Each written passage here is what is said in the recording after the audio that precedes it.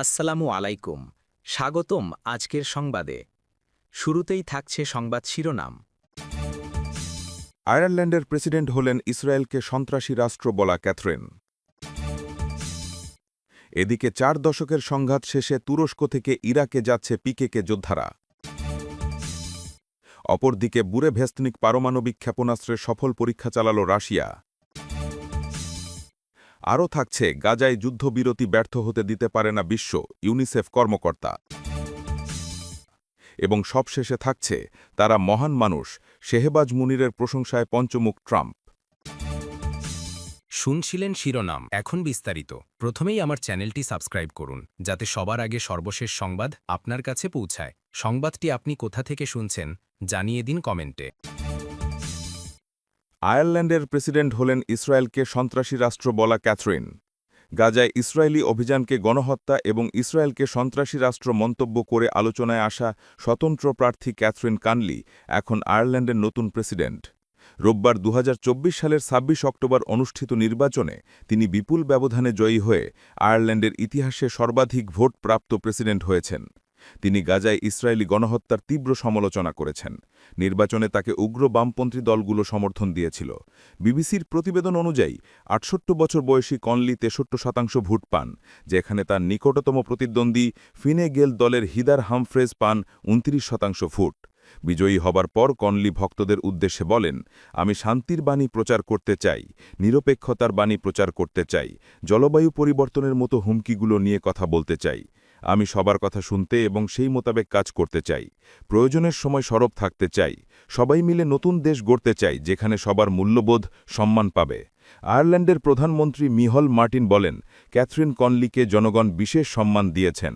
উপপ্রধানমন্ত্রী Simon Harris বলেছেন, আমরা সবাই এই বিজয়ী নেতার পাশে আছি। আইরিশ পার্লামেন্টের প্রধান বিরোধী দল শিন ফেইনও কনলির প্রতি সর্বাত্মক সমর্থন জানিয়েছে। দলের সভাপতি মেরি ম্যাকডোনাল্ড এই বিজয়কে অভাবনীয় বলে অভিহিত করেছেন। তিনি এই বিজয়কে বিরোধীদেরও বিজয় বলে আখ্যা দিয়েছেন। স্বতন্ত্র প্রার্থী ক্যাথরিন কনলি ইউরোপীয় ইউনিয়নপন্থী আয়ারল্যান্ডে দাঁড়িয়ে ইউরোপীয় ইউনিয়নের তীব্র সমালোচনা করেন। বামপন্থী বিরোধী দলগুলো তাকে সমর্থন করে। ইসরায়েলি সংবাদ মাধ্যম টাইমস অফ ইসরায়েলের এক প্রতিবেদনে বলা হয়, কনলির সমর্থকের অনেকেই ইউরোপীয় ইউনিয়নের সামরিক খরচ বাড়ানোর বিরোধিতা করেন। তারা গাজা যুদ্ধে যুক্তরাষ্ট্র, যুক্তরাজ্য এবং ফ্রান্সের ভূমিকার সমালোচনা করেন। বামপন্থীদের সমর্থন পাওয়া কনলির পূর্ববর্তী প্রেসিডেন্ট মাইকেল হিগিন্সও ইসরায়েলের কট্টর সমালোচক ছিলেন। গত জুনে নিজের ফেসবুক পেজে নির্বাচনী প্রচারণার সময় এক ভিডিও বার্তায় কনলি বলেন, আমরা যদি এখনই ইসরায়েলকে সন্ত্রাসী রাষ্ট্র হিসেবে ঘোষণা না করি তাহলে ভয়ঙ্কর সমস্যা হবে। ইরানের পরমাণু কেন্দ্রে ইসরায়েলের হামলারও নিন্দা করেছিলেন কনলি।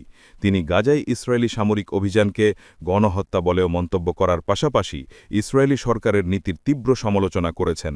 যুক্তরাজ্যের ক্ষমতাসীন লেবার পার্টির প্রাক্তন প্রধান জেরেমি করবিনের ইসরায়েল বিরোধিতার সঙ্গে তুলনা করে অনেকে ক্যাথরিন কনলিকে ডাবলিনের Corbyn the Irish Jeremy Corbyn বলেও ডাকেন। এদিকে 4 দশকের সংঘাত শেষে তুরস্ক থেকে ইরাকে যাচ্ছে পিকেকে যোদ্ধারা। তুরস্কের সঙ্গে চলমান শান্তি প্রক্রিয়ার অংশ হিসেবে কুর্দিস্তান ওয়ার্কার্স পার্টি পিকেকে আনুষ্ঠানিকভাবে তাদের সব যোদ্ধাকে তুরস্কের ভূখণ্ড থেকে প্রত্যাহার করে উত্তর ইরাকে ফিরিয়ে নেওয়ার ঘোষণা করেছে। রোববার উত্তর ইরাকের কান্দিল অঞ্চল থেকে এক বিবৃতিতে কুর্দি পিকেকে এই প্রত্যাহারের ঘোষণা দেয়। প্রায় 4 দশকের সশস্ত্র সংঘাত শেষে মাসব্যাপী চলা পিকেকের নিরস্ত্রীকরণ প্রক্রিয়া শেষ হওয়ার পরই এই গুরুত্বপূর্ণ পদক্ষেপ নেওয়া হয়েছে। দীর্ঘ এই সংঘাতের কারণে প্রায় 50,000 মানুষের প্রাণহানি হয়েছে। ঘোষণার পর 25 জন যোদ্ধার একটি ছবিও প্রকাশ করা হয়েছে, যারা তুরস্ক থেকে ইরাকে চলে এসেছেন। তুরস্কের প্রেসিডেন্ট রেসিপ তাইয়েব এরদোয়ানের ক্ষমতাসীন justice and development party AKP দলের একজন মুখপাত্র এক্স পোস্টে বলেছেন, পিকেকের ঘোষণা সন্ত্রাসমুক্ত তুর্কি প্রক্রিয়ার কাঠামোর অংশ। গত মে মাসে পিকেকে আনুষ্ঠানিকভাবে তাদের 40 বছরের সশস্ত্র সংগ্রাম প্রত্যাখ্যান করেছিল। এখন তারা সশস্ত্র বিদ্রোহ থেকে গণতান্ত্রিক রাজনীতিতে আসার চেষ্টা করছে। তাদের লক্ষ্য হল কুর্দি সংখ্যালঘুদের অধিকার রক্ষার জন্য গণতান্ত্রিক লড়াই চালিয়ে যাওয়া। পিকেকে তুরস্ক সরকারের প্রতি অবিলম্বে আইনি ও রাজনৈতিক পদক্ষেপ নেওয়ার আহ্বান করেছে। তারা বলেছে, গণতান্ত্রিক রাজনীতিতে অংশগ্রহণের জন্য স্বাধীনতা ও গণতান্ত্রিক সমন্বয়ের লক্ষ্যে প্রয়োজনীয় আইন দ্রুত প্রণয়ন করতে হবে। উল্লেখ্য গত জুলাইতে পিকেকে উত্তর ইরাকের পাহাড়ি এলাকায় প্রতীকীভাবে এক দফা অস্ত্র ধ্বংসের আয়োজন করেছিল। তুর্কি প্রেসিডেন্ট এটাকে একটি অপরিবর্তনীয় মোড় হিসেবে স্বাগত জানিয়েছিলেন। এরদোয়ান বলেছিলেন, আজ একটি নতুন দিন, ইতিহাসে একটি নতুন পাতা খুলে গেছে, আজ একটি মহান শক্তিশালী তুরস্কের দরজাগুলো প্রশস্তভাবে খুলে দেওয়া হয়েছে। অপরদিকে বুরেভ্যাসনিক পারমাণবিক ক্ষেপণাস্ত্রের সফল পরীক্ষা চালাল রাশিয়া।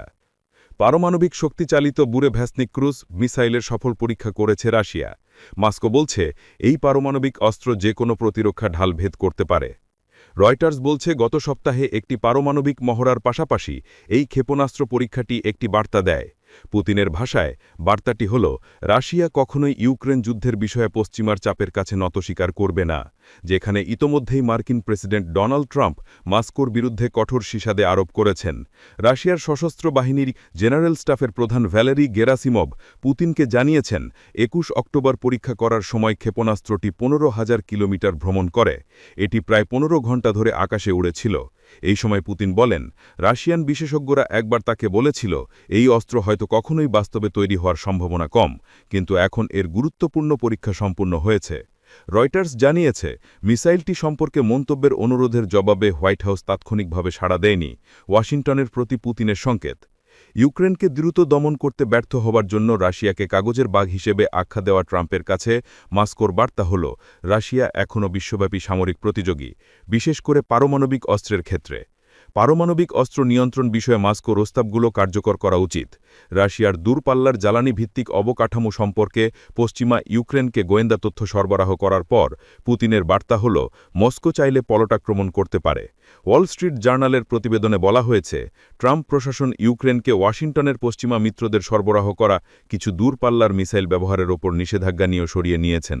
পুতিন গত বৃহস্পতিবার বলেছিলেন, যদি রাশিয়ার ওপর আক্রমণ করা হয় তাহলে প্রতিক্রিয়া হবে অত্যন্ত গুরুতর। আরও থাকছে, গাজায় যুদ্ধবিরতি ব্যর্থ হতে দিতে পারে না বিশ্ব, ইউনিসেফ কর্মকর্তা। ইউনিসেফের মধ্যপ্রাচ্যের আঞ্চলিক পরিচালক এডওয়ার্ড বেগবেদার বলেছেন, গাজায় ইসরায়েলি সামরিক অভিযানের ফলে ব্যাপক ধ্বংসযজ্ঞ হয়েছে। আমি শিশুদের ওপর যে মাত্রায় প্রভাব দেখেছি তা শুধু শব্দ ও সংখ্যা দিয়ে প্রকাশ করা সম্ভব নয়। এটি এমন একটি প্রভাব যেটা প্রজন্মের পর প্রজন্ম ধরে থেকে যাবে।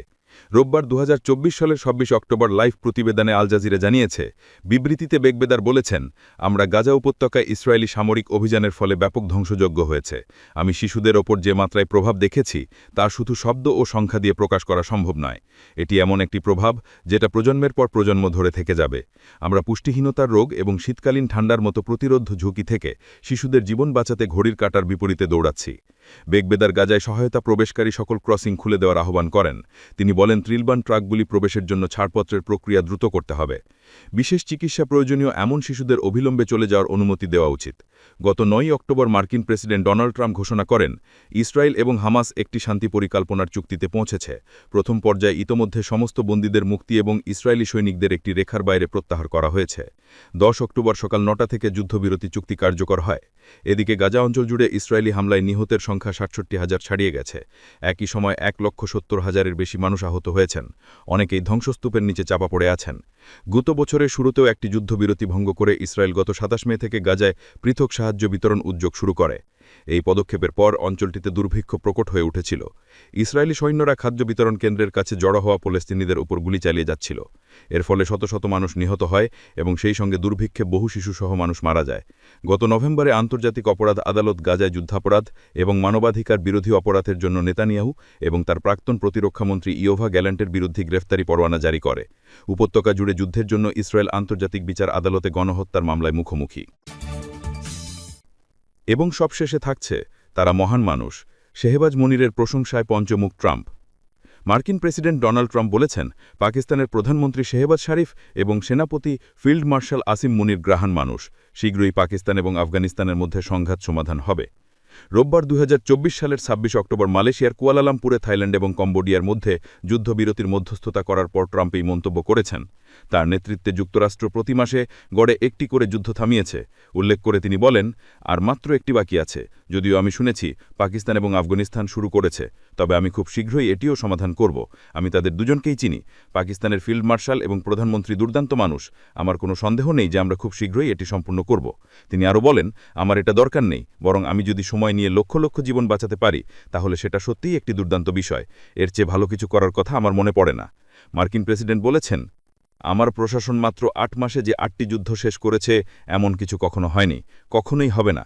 আমি এমন কোনো প্রেসিডেন্টের কথা মনে করতে পারছি না যিনি কখনোই কোনো যুদ্ধের সমাধান করেছেন। আমার মনে হয় না কেউই, তারা শুধু যুদ্ধ শুরু করেন।